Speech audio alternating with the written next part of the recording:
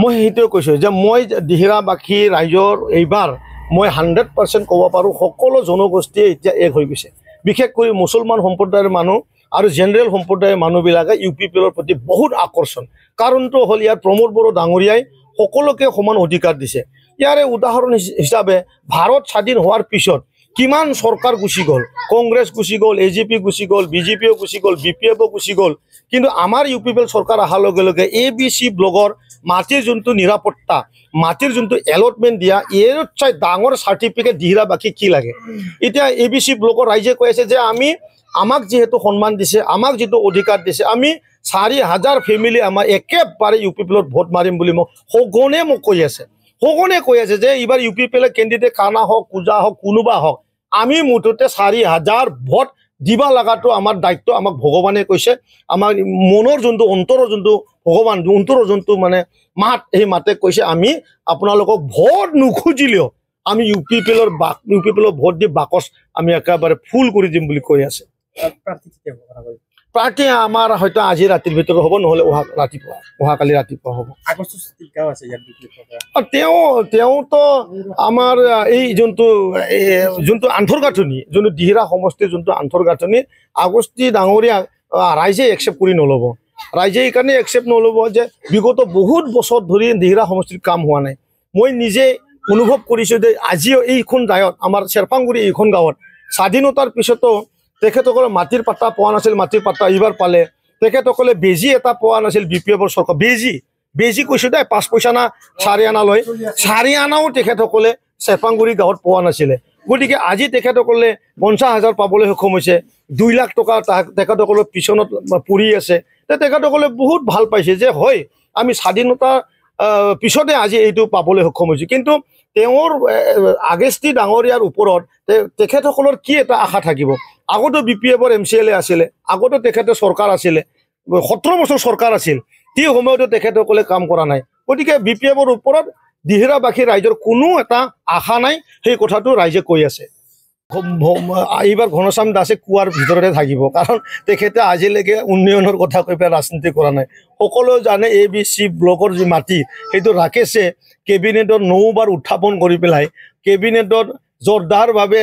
নিজৰ মানে ষ্টেডিটো ৰাখাৰ কাৰণে ABC ব্লকৰ মাটিটো সম্ভৱ হৈ উঠিছে গতিকে ABC বাসী ৰাইজে মোৰ কথা শুনিব না এটা অপদত্ত ব্যক্তি যোনে 10 বছৰ থাকি কেবিনেটত বহি কেতিয়াও মাটিৰ কথা কৈ নাপালে খালি বড়ো অবড়ো এই দুটা শব্দৰ বাৰে তেখেতৰ নামঘৰৰ প্ৰসংগা নোলাই ৰাস্তাৰ প্ৰসংগা নোলাই তেখেতৰ কোনো ধৰণৰ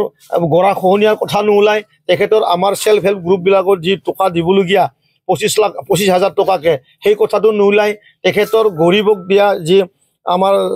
ক্ষুদ্ৰ বেপাৰী মাছ বেপাৰী গাহৰি বেপাৰী বা ব্ৰইলাৰ কাটি পেলাই খোৱা ব্যক্তিসকলৰ যি 5,000কে দিয়া যি টাঙন দা বা অন্য ধৰণৰ সামগ্ৰী বস্তা এনে ত্ৰিপাল এইবিলাক কিনিবলৈ আমি আৰ্থিক অনুদান দিছোঁ সেই কথা তেখেতে কেতিয়াও নকয় তেখেতে কোনোবা অবড়ো গাঁৱত যাব অবড়ো মানে মইতো ক'বলৈ লাজ লাগে অবড়ো শব্দ তথাপিও তেখেতসকলে কৈ থকাৰ কাৰণে মই ক'লোঁ যে তেখেতসকলে নন বড়ো গাঁৱত গৈ পেলাই খালি বড়োৰ এগেইনষ্টৰ কথাবিলাক পাতে কিন্তু সমগ্ৰ ৰাইজ এতিয়া গ্ল'বেলাইজ হৈছে আজি ইণ্টাৰনেটৰ যুগ আজি অসম কিমান আগবাঢ়ি গ'ল মুখ্যমন্ত্ৰী ডাঙৰীয়াই কৈয়ে আছে যে অসমখন তৃতীয় মানে ষ্টেট মানে আমি ভাৰতৰ ভিতৰত কৰিম আৰু প্ৰমোদ বড়ো ডাঙৰীয়াই সকলো জনগোষ্ঠীকে সমান অধিকাৰ সমান মৰ্যাদা দি পেলাই কাম কৰি আছে গতিকে এই কুৱাৰ বেঙৰ যি মানে বেং বেং বেং যোনটো আৱাজ সেই বেং বেং আৱাজটো কুৱাৰ তলতে এইবাৰ সোমাই থাকিব কোনো ৰাইজে নুশুনিব এইখিনিয়ে ফাইনেল হৈ আছে 27টা আজি মোৰ নিকা নহয় ৰাতিপুৱা 3:30 বজালৈ নিকাচি সমষ্টিত আজি আমি কাৰ্যসূচী দিহিৰা সমষ্টিত কাৰ্যসূচী লৈছোঁ ইয়াৰে কাৰণটো হ'ল যে দিহিৰাবাসী ৰাইজে বিগত বহু বছৰ ধৰি ক'বলৈ গ'লে তেখেতসকলে যিহেতু আমাৰ UPPL দলৰ পৰা যোৱাবাৰো আমি জয়যুক্ত কৰিব নোৱাৰিলোঁ আৰু ঘনশ্যাম ডাঙৰীয়াই ইয়াত জয়যুক্ত কৰিলে কিন্তু তেখেতে কামৰ নামৰ অপদৰ্থ এটা ব্যক্তি হয় আৰু দিহিৰাবাসী মানুহক খালি জাতি এই বড়ো অবড়োত আজিও কোন দেশত বাস কৰি আছে আমি নাজানো তেখেতে আজিও এই বতৰাটো কৰি আছে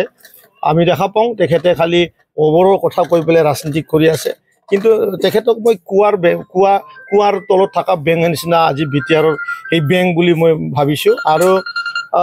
আমি আজি এইকাৰণে এনেকুৱা প্ৰগ্ৰাম ৰাখিছোঁ যে আমি মই মচলপুৰ সমষ্টিত নিজে প্ৰাৰ্থিত মই তাতে কেণ্ডিডেট যিহেতু থিয়া হ'ম যিহেতু আৰু চৰাইবিল আৰু মথনগুৰি এই 4টা সমষ্টি মই চাব লাগে সেইকাৰণে যোৱা সময়ত যি কৈ যোৱা যি মোৰ কথা আছিলে যে বাথৌ থানচালি আৰু নামঘৰসমূহ মই যিহেতু ক'ৰবাত নামঘৰো বনাই আছোঁ আৰু শিৱ মন্দিৰ বনাইছোঁ আৰু বাথৌ থানচালি বিশেষ কৰি 27খন বাথৌ থানচালিত মই ইয়াত আৰ্থিক অনুদান দিছোঁ আৰু এই আৰ্থিক অনুদান দিয়া 27খন বাথৌ থানচালিৰ আমাৰ আই মাতৃসকলৰ লগত মোৰ বাইদেউসকলৰ লগত মোৰ দাদাসকলৰ লগত মই অহা নিৰ্বাচনৰ